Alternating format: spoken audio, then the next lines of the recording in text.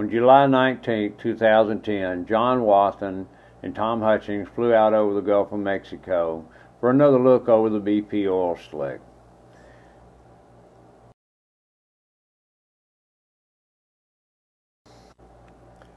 Normally I put a lot of photographs in my videos, but today I want to let it run just like it is so that you can see the air conditions that we're flying through. We didn't fly through any smoke. We didn't fly through any rain. There was a little bit of haze in the air, but there was a lot of oil everywhere. At no time during the day, I don't think, after 5.5 hours flying, I don't think we flew over any water that didn't have at least a light sheen on it. At ground zero, there wasn't a lot of real heavy oil, but there was absolutely a sheen on the water. This is the oil that's been mixed with Corexit, which causes it to mix within the water column and become a different substance altogether. We flew out over Barataria. We flew out over the Delta and then back to Fairhope and landed the aircraft after 5 hours of flying. I want to read some emails that came in to me on this same day. I will not disclose who they are, but I want you to listen to what came in from 300 miles away in Tuscaloosa, Alabama. The reason I'm reading this will become evident at the end of this video. I have photographs included at the end that will explain this. From the email, Wednesday I got caught in a rain shower, felt the raindrops burning my arm. I ran inside, took a shower.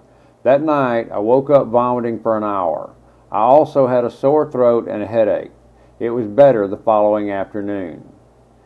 My husband was also in the rain that afternoon and got sick and was sick for 2 days. I've since talked to 2 other people who were in the rain recently and have gotten sick. Diarrhea is a symptom.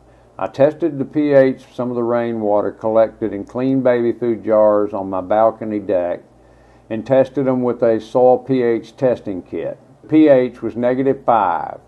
For comparison, I tested the city water filtered by my Kenmore refrigerator. It was neutral 7. No wonder it stung my arm. And then from another email the same day, in response to that, that's interesting. I got caught in a little sprinkle of rain yesterday while riding my scooter. It didn't burn or cause vomiting, but I have a sore throat and a headache today and feel generally crappy. My normal psyche tells me that it seems too far-fetched to blame it on the rain, but who knows after reading your friend's account. Now, I'm no scientist and I have no degrees to back me up on my theory, but I've said all along that the possibility for this stuff to be evaporated into the rain and come down in other parts of the country has to be real. Scientists now agree that yes, it is possible.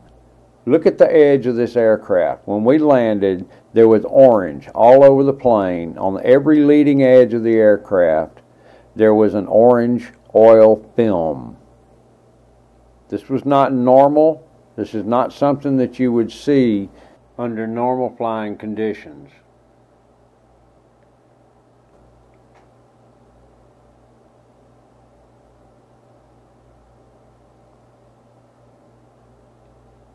Even the rivets along the fuselage of the aircraft had oil on the leading edge of the rivets, while the back edge of the rivets remained clean. The normally white skin of the plane took on an off-white look to it.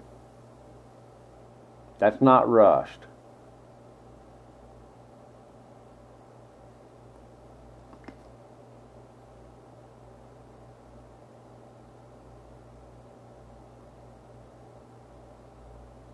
The vents, struts, wings, wheels.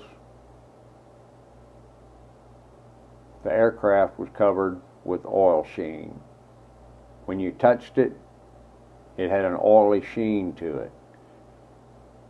If it's in the air thick enough to accumulate on this airplane, then it's thick enough for us to be breathing this on shore. The EPA tests show that the air quality is not toxic, that there's no problems with the air.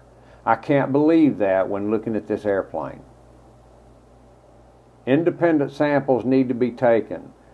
Laboratories all over the coast need to be looking into the air quality and helping lend a hand to get the truth about what's going on here. Acid rain in Tuscaloosa, Alabama, the same day that we photographed this oil on the airplane. The clouds that rained on Tuscaloosa, Alabama on the 19th of July were over the Gulf of Mexico on the 18th of July.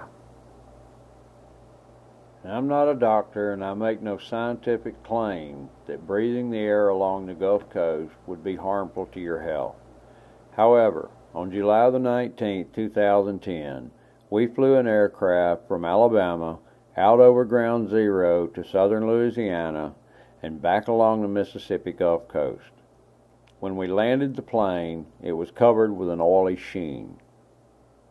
It seems to me that if it's thick enough to accumulate on an aircraft, it's thick enough to be evaporated into the clouds and rain back down in other parts of the country.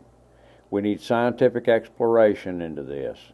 We need to know if, in fact, that this acid rain that was measured in Tuscaloosa came from the Gulf of Mexico, and what we can expect from the long-term implications to our health.